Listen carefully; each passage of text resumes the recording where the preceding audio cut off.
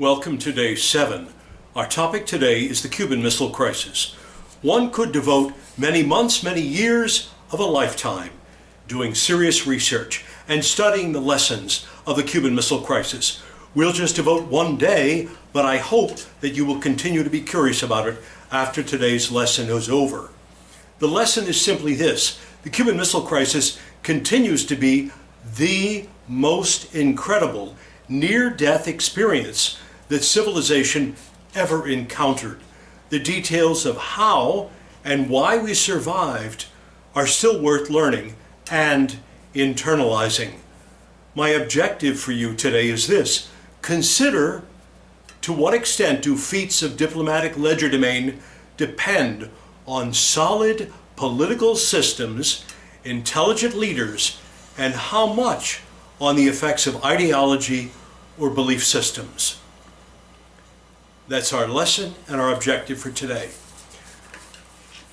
Now, as I record this lecture late in July of 2020, the world is facing the COVID-19 novel coronavirus and the horrific pandemic that has occurred. There are about 15.5 million cases around the world, 4 million here in America. There are about 635,000 persons around the world who are dead, and about 145,000 who are dead in America since essentially January 20th of this year. Imagine, if you will, back to October 1962. The threat that we faced was that tens of millions of people would have been killed within the space of an hour, both on the Soviet side and the American side, and many countries in between. There are video parts to this lesson. Some of them are protected by copyright, so I can't weave them into this video, but I do have them listed for you. I've cut them out from YouTube so you can see them. And I do want you to look at President Kennedy's powerful televised address when he let America know what we were facing at the time. This is real, authentic footage of the time. There's a scene from the movie In 13 Days, produced in the year 2000, that describes a naval quarantine and the first attempt that the Soviets made to run that quarantine. It features prominently the actor playing Robert McNamara, and it sets up the drama very well. Another scene, again not from the film but from historic footage, is that of Adlai Stevenson, who is having a war of words with Ambassador Zorin at the United Nations. It ends with his famous, "I'm prepared to wait until hell freezes over." You want to see this. Finally, back to the movie again, there is a scene of the only casualty, and I'll talk about him in a minute, Major Rudolph Anderson, a brave U-2 pilot who was doing overflights of Cuba and who was shot down at the time. One death in the entire crisis. I will tell you, I remember this quite well. I was a sophomore in high school, back at Vianney High School in St. Louis in October 1962. What I remember best about those times was kneeling in the chapel, praying that a nuclear war would not come, because the danger that was ahead of us and was present for us was very real. I did, late in October of 1960, get a chance with my brother to go to a big rally in St. Louis and hear John Kennedy speak in person. I got as close as about 12 inches to shaking his hand. I was very close to the podium, but that's as near as I got. It was very thrilling to have seen him up close in the campaign mode so late in the campaign. In 1968, I shook hands or brushed hands with Bobby Kennedy in April of '68 in Omaha, where he was campaigning for the Nebraska primary as he was running for president. In 1973, I was lucky enough to spend the day with John Kennedy's press secretary, Pierre Salinger. He was a guest of my political patron, Pat Hanlon, at the time. We didn't talk about the Cuban Missile Crisis. We talked mostly about current politics.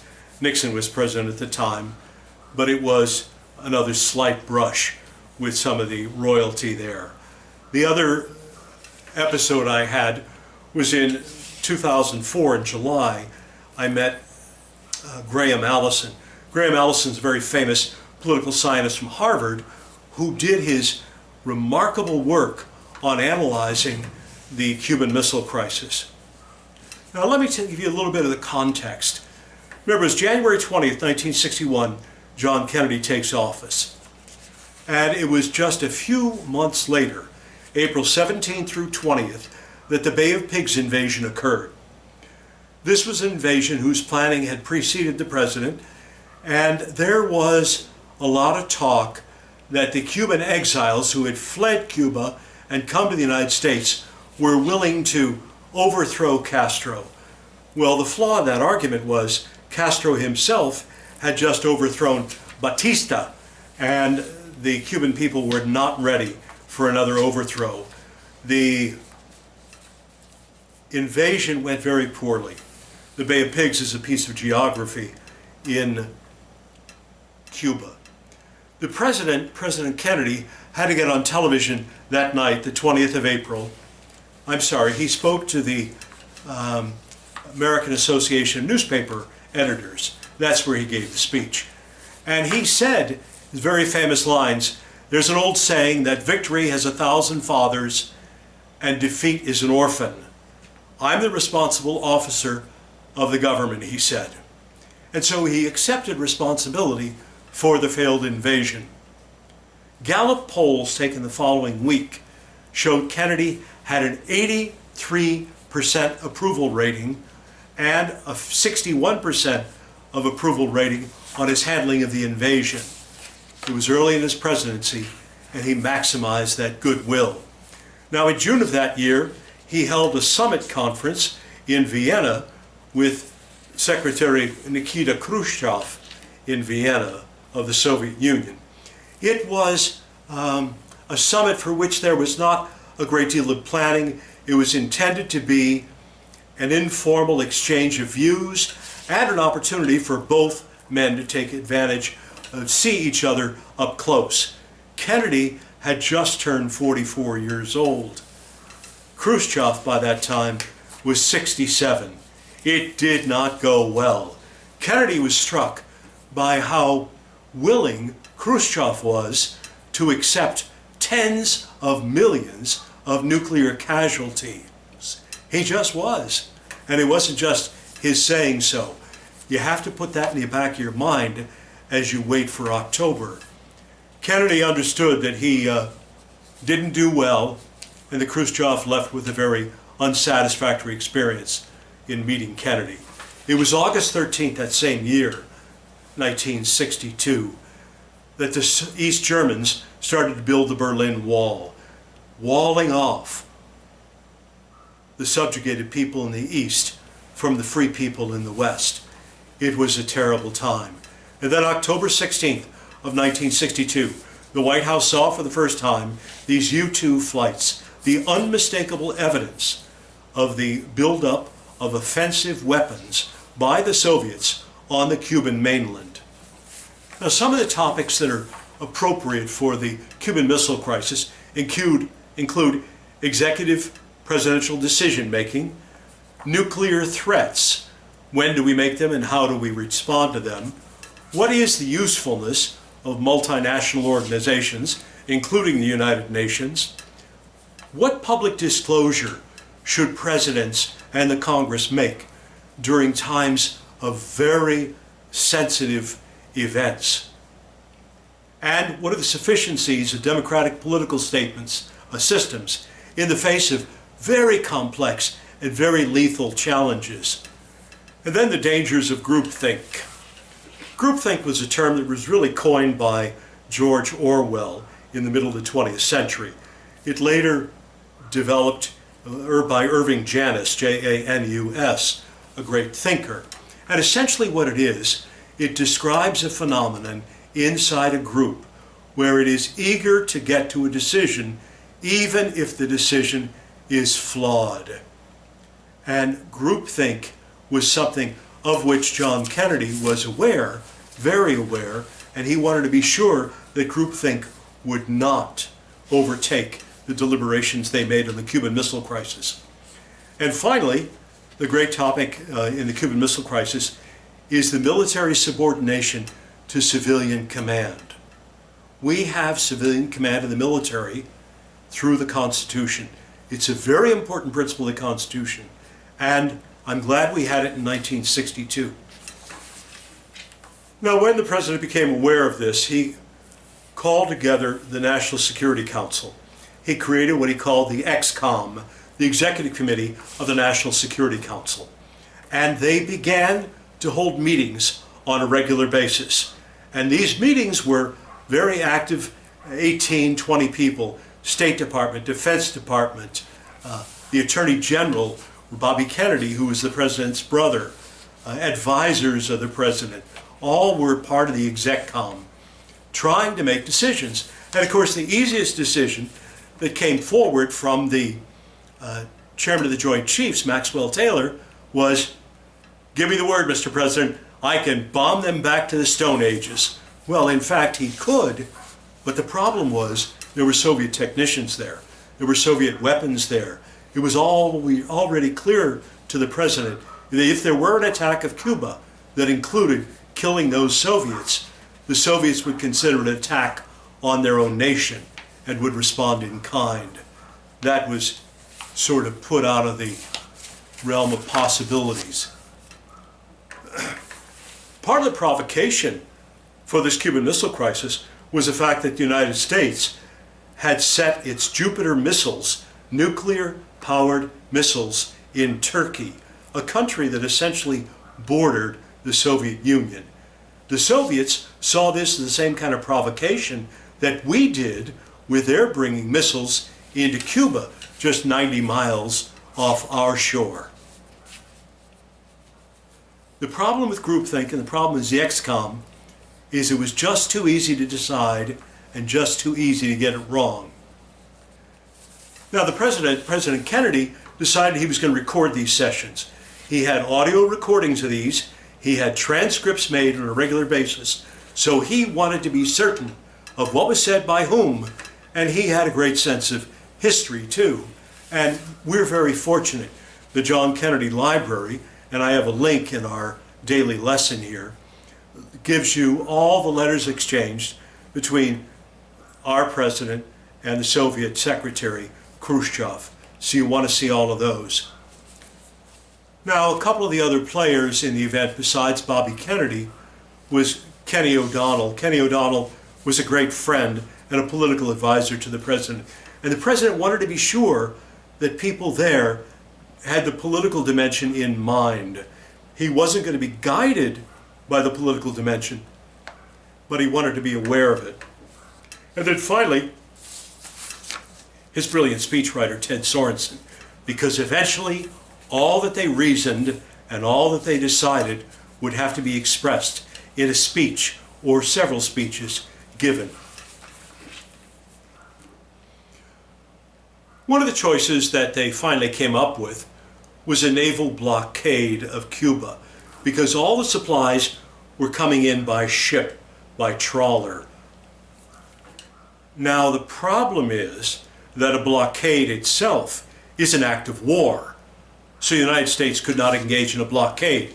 Kennedy and his brother Bobby both were in the Naval Corps, in the Navy during World War II, and they understand the difference between blockades and not.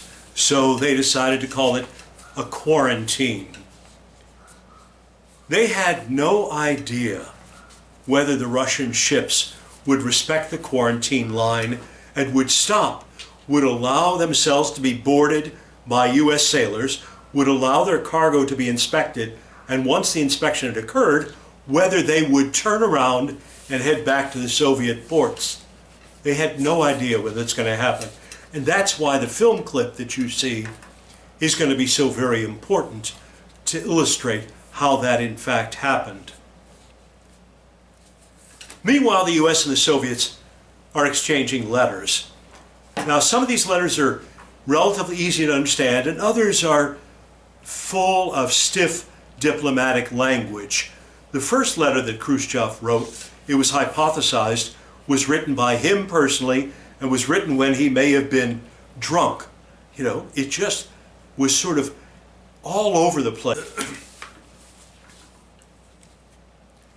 Then they got this second letter that seems to have been written by the Politburo, by the official group, and it had a little tougher tone.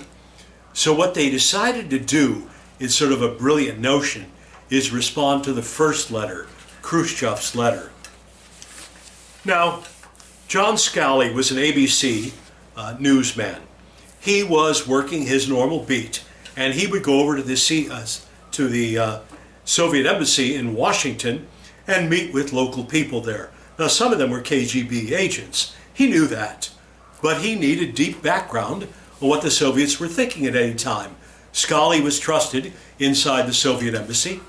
Scali came back from a visit to the Soviet embassy during the Cuban Missile Crisis, and he went to the White House, contacted Bobby Kennedy, and said, "Mr. Attorney General, here's the offer. If you come alone to the Soviet embassy, they will negotiate with you. But you must come alone." Now, the president's brother could have been abducted by the Soviets and never seen again. Bobby Kennedy and the president decided this was important enough to do that he would do it. Kennedy changed cabs a couple of times, took his briefcase in the middle of the night and went over to the Soviet Union embassy in Washington. Now here's the deal he came back with, or here's the deal he presented them. He said, okay, you stop this offensive weapons buildup, you take these weapons out, you stop sending ships to Cuba, and we will promise not to invade Cuba, because the Soviets were afraid of that. In part, their rationale was to protect the Cubans from another invasion. This time it wouldn't be an amateur invasion, it would be a full-throated U.S. military invasion they feared. So Kennedy promised they would not invade Cuba, and moreover, we would take our U.S. missiles out of Turkey. But, Kennedy said, here's the deal. These are disconnected.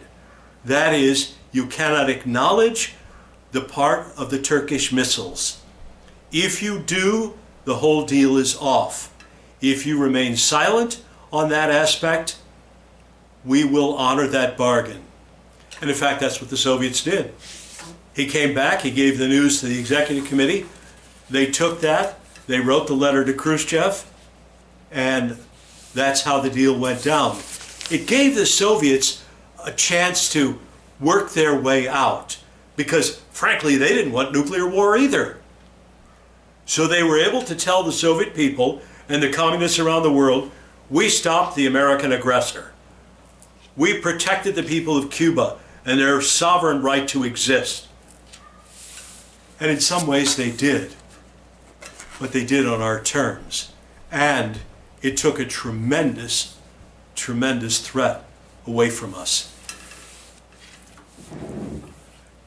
There is a nuclear clock that is kept by the American Association Union of Scientists, and you can go to their website and see the nuclear doomsday clock. And it has clicked as close as 2 minutes to midnight, when the Cuban Missile Crisis was there.